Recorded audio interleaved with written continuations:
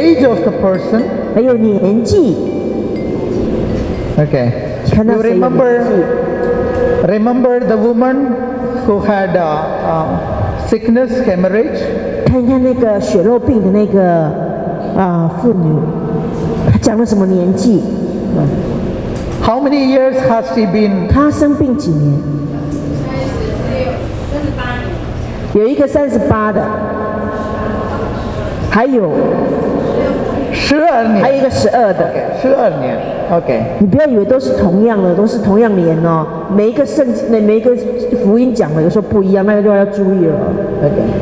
Okay, so in different places it is different because the author wants to tell some theology of himself. 有一些他有一些的就跟那个福音作者的那个神学观念有关系。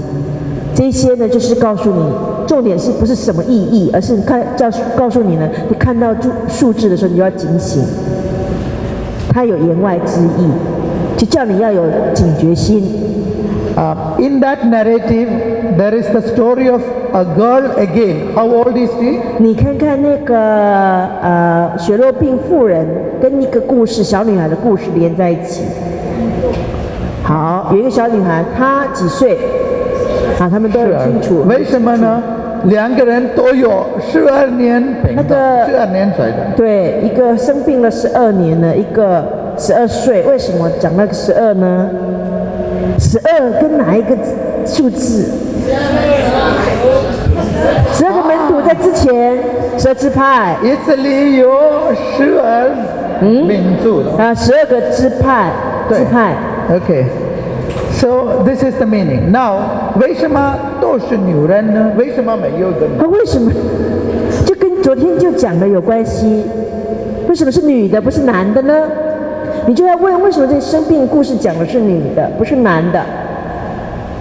因为那个女的以色列是so it is the feminine gender. 所以你就会想到说，不是在讲这个真实一个病人的故事，是在讲以色列子民跟天主的关系。以色列子民是女性的属性。Okay. 这个就又跳到神学钥匙。但是他要告诉你的就是这个数字。You are jumping to the symbolic meanings. Yeah, right.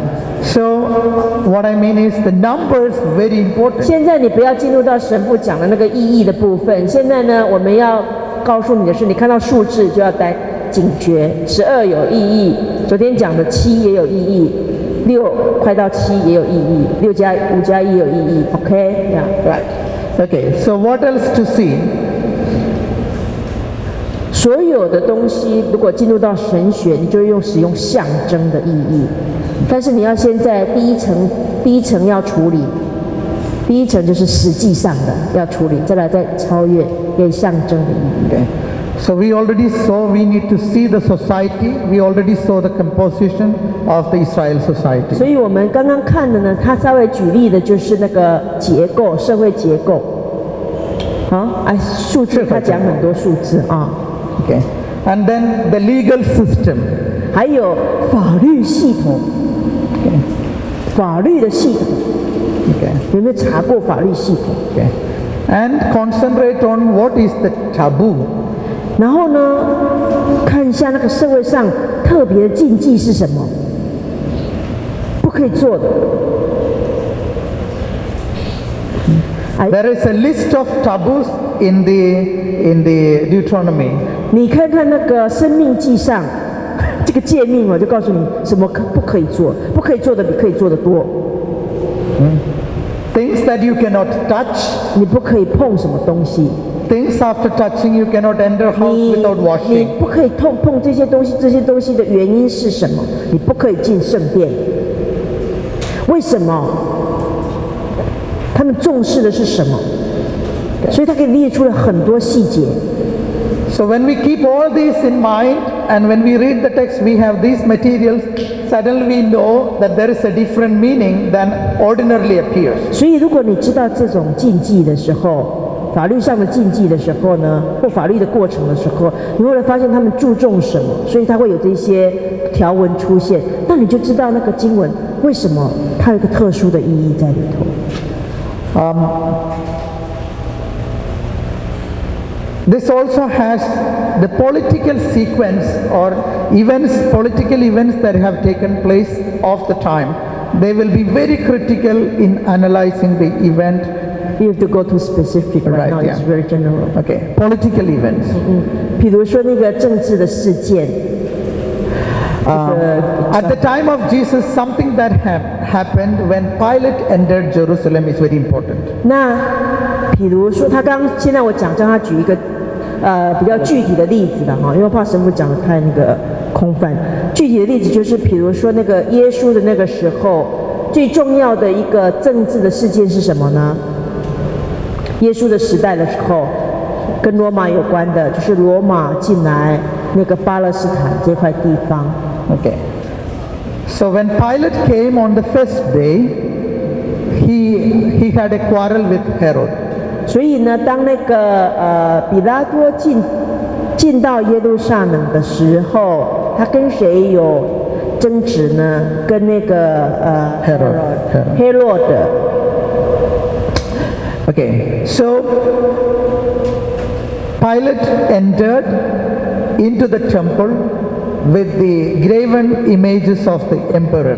那比拉多来耶路撒冷的时候，他呢进入到圣殿的时候呢，他有那个罗马皇帝的这个像有那个标志嘛哈。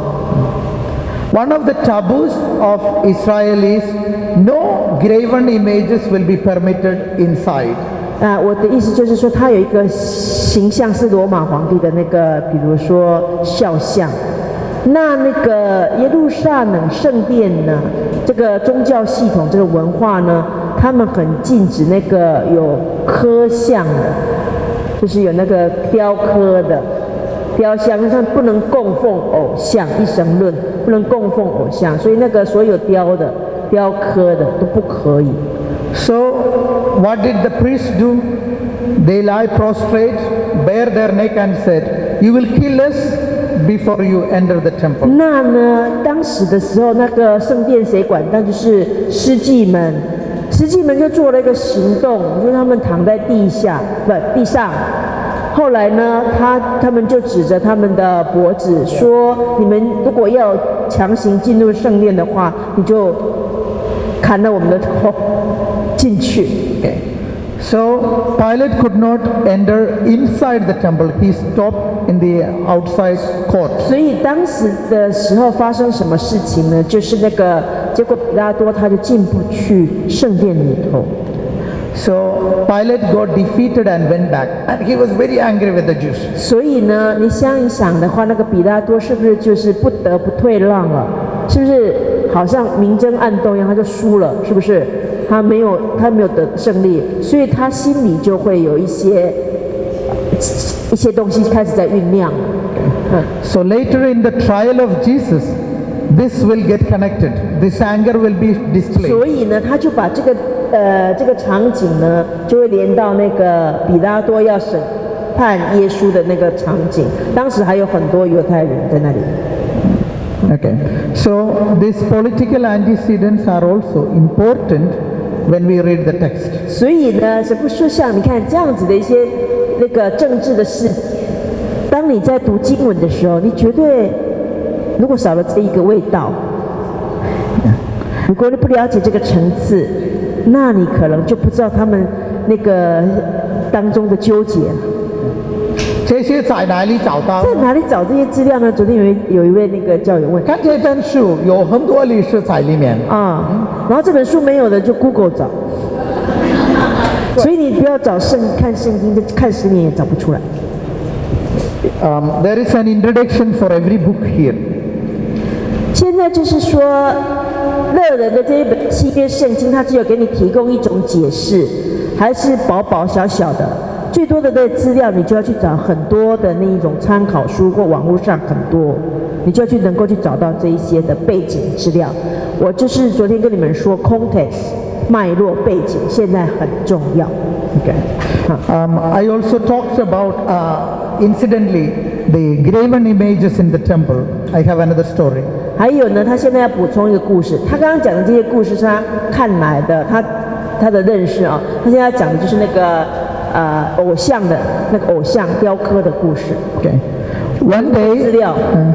one day, some Pharisees go and ask Jesus in the temple.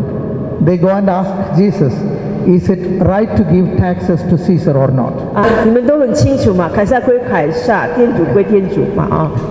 但是他说给我看，那耶稣回答他说：“你给我看那个钱币嘛。”好，这钱币哦。那他们呢拿出来一个吗？他们拿出来一个硬币。OK。它有 Caesar 的印象。它是不是上面有颗那个凯撒的头像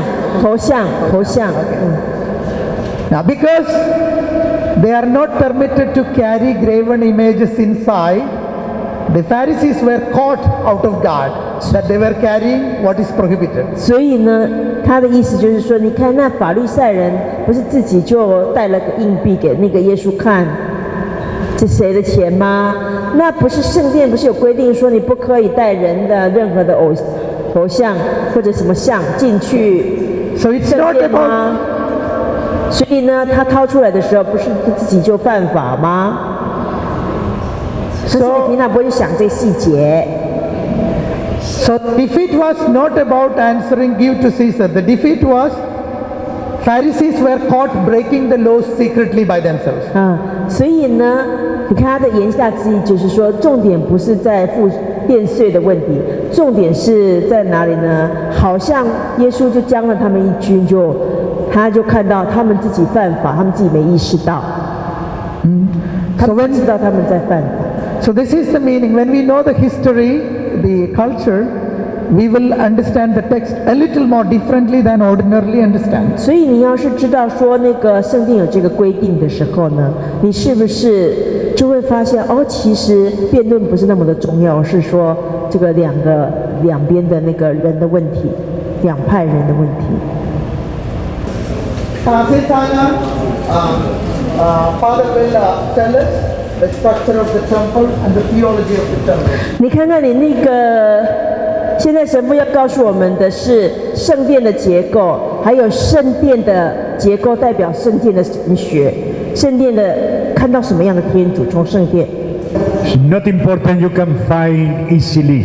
So when the temple was inaugurated by King Solomon in the year 1950 more or less, so the temple physically began the building. 所以呢，这个你稍微看一下，重点在哪里呢？就是圣殿是刚开始盖的时候是沙罗满王盖的，大概就是在那个基督前那个950年。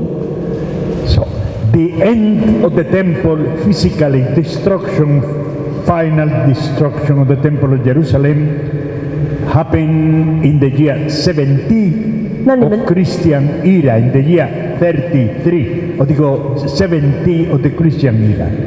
那你也知道那个圣殿都没有了哈，最后真的没有了，是在哪里呢？是在耶稣讲了70年，公元70年，圣殿真的毁灭。In the war between the Roman and the Jewish people, the temple of Jerusalem was destroyed 70. 那时候发生什么事情？罗马人跟那个犹太人战争，所以圣殿毁了。In New Testament, you have many indications that no more temple. 那新约最常讲就是圣殿毁灭了，圣殿毁灭了，圣殿毁灭了。In between, in the 7th century, under King Josiah,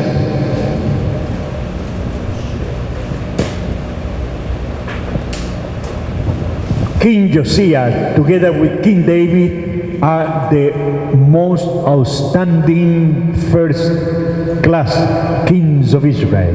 11th century. 7th century. 7th century. 7th century, in the year 600 plus. 7th century.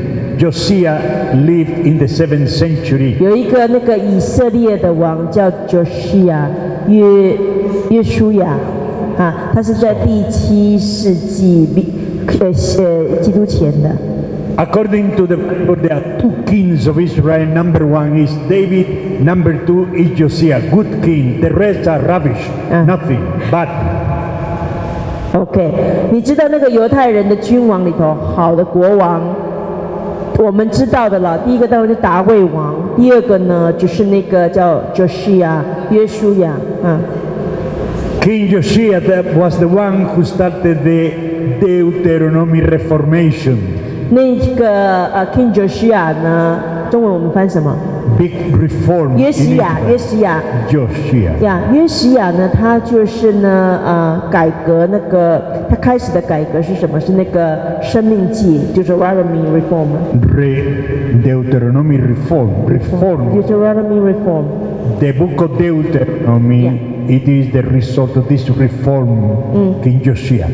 And important, forget about reform, never mind.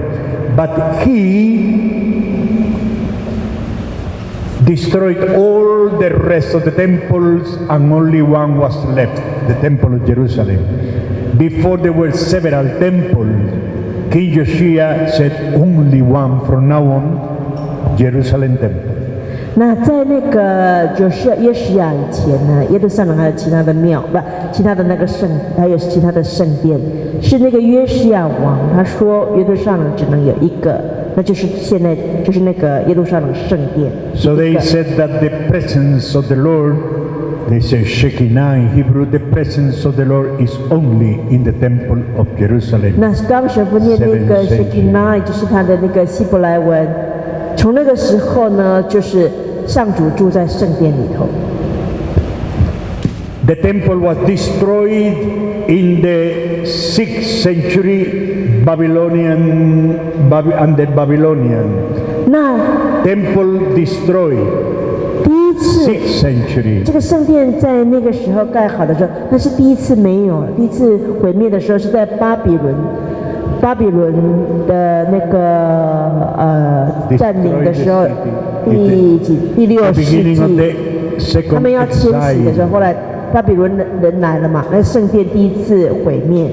Rebuilt the temple of Jerusalem, maybe in the 5th century. Rebuilt. 那重建圣殿的时候，你看那个 Wikipedia 有，它大概是在第5世纪的时候，他们从巴比伦回来的时候开始盖。重建 and definitely destroyed in the year 70. 那最后第二次毁灭的时候，我们叫这个第二圣殿了。第二圣殿毁灭的时候是在70。Before Christian era, before Christ, after Christ. 对，这个第二次圣殿重建，我们叫圣殿重建的时候是在第5世纪左右，你可以看那个 Wikipedia。然后第二个，它最后毁灭，第二圣殿毁灭的时候是在公元耶稣后70年。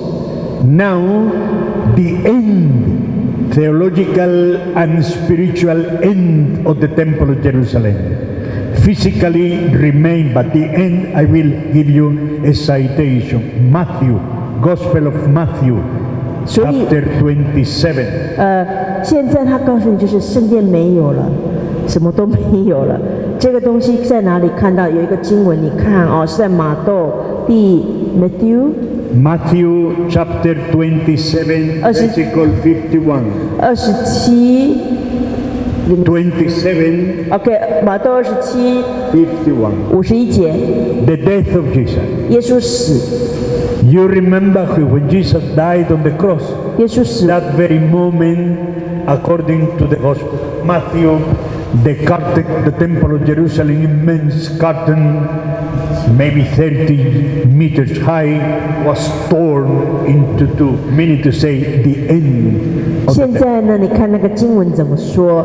马窦的第27、51节，他就是说那个耶稣说那个圣殿帐幕那个撕毁嘛，是不是？Theological meaning, the presence of God is not to be found anymore in the temple of Jerusalem, but in Jesus' dead and risen. 好，现在要从历史跳到神学了哈。意思是说，圣经这样子说，福音这样说，意思就是这个物质的看得见的圣殿不存在了。福音的神学就是告诉你，现在的圣殿就是耶稣基督。This torn of the curtain of the Temple of Jerusalem is a symbol. Actually, nothing was torn, but the death of Jesus meant the end of the Temple of Jerusalem. No more obstacle and barriers to meet God. God is met directly in the risen Lord. 那现在这个呢，在圣经里头讲那个帐幔呢，从帐幔被撕毁了。这个不是真实的说帐幔是这样被撕毁了，而是一个象征性的一个行动。意思是什么呢？就是说，那个现在所有的圣殿的朝拜，现在就是在耶稣基督的身上。So the resurrection means no more temple. 复活了，我说应该再更仔细的讲，是说耶稣的复活事件已经取代了那个圣殿。So Jesus is the place to find God, and not only Jesus, but each one of us, like brothers and sisters of Jesus, we are the temple of God, temple of the Holy Spirit, according to Paul. 以色列人以前的概念是天主临在于这个圣殿，确确实实的在于圣殿。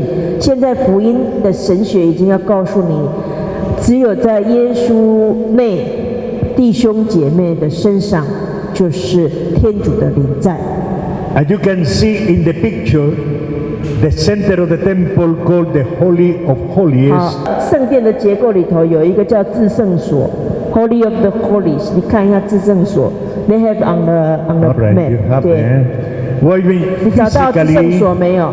核心当中的核心啊。One obstacle again, I mean, after another obstacle. The first obstacle was for the foreigner. They could reach until this place of the temple. Later on, women can be another place, barrier. And later on, men another place, barrier. And later on, the priest another barrier. Finally, one man could enter in the Holy of Holies. 你有没有发现这是层层结构？那是老神父用的那个字是叫障碍。意思是说，男的有一个地方，女的有一个地方，外国人有一个地方，一层一层一个人，那个他就是这样。后来到最后，只有一个人能够进去那一个至圣所。我们看到结构，老神父用障碍，因为他现在讲新约。So with the death and resurrection of Jesus, all the barriers, foreigners, Jewish, men, women, all barriers destroyed. Everyone have access to God in the person of Jesus. 所以呢，当那个帐幔撕毁的那个意思代表是什么？是所有的阻碍都被耶稣的复活事件拿走了，什么人都可以去天主那里，什么人都可以去耶稣那里，就可以去天主那里。耶稣新约的这个他是这样子的诠释。So only that. Only that， 只有这样。Thank you, Father. 谢谢神父。